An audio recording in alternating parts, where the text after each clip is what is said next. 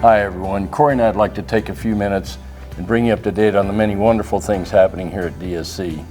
First, we have exciting news with two new chapters. We have the DSC NEPCAN chapter, obviously between Nebraska and Kansas, and then we also have the new DSC Iowa Sportsman's Club, and those are going to be wonderful organizations. We're really excited about that.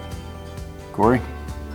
So based on the proposed uplisting of hippos at the CITES Conference of the Parties, as well as by the U.S. Fish and Wildlife Service, DSC and our conservation partners, Conservation Force, took some bold actions to ensure that hunters have the ability to import hippos into the future and to assure the conservation of hippos across their range. As such, we recently hosted a hippo management workshop in the country of Zambia, in which we hosted 11 management authorities and representatives from the CITES as well as CAZA. And the development of this management plan that comes from this meeting is critically important to ensure the ability to manage this species, and as well from the hunting community, the ability to continue to be able to import hippos into the United States. In more exciting news, looks like Corey and I are headed to the Hill with a bunch of other great friends and members of DSC as well. Corey?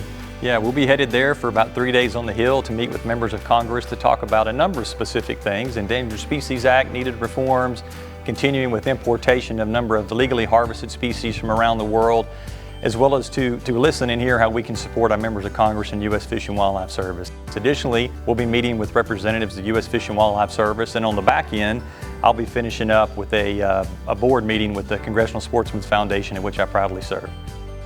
And more exciting news, we're starting the granting cycle here at DSC and DSCF. Corey?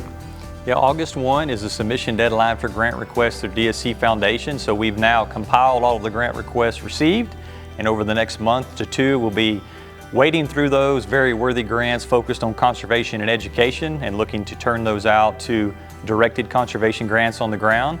As well, DSC right now is currently looking through those applications received that focus largely on our advocacy efforts, and we will have a number of very worthy grant requests being fulfilled, and stay tuned for reporting on those.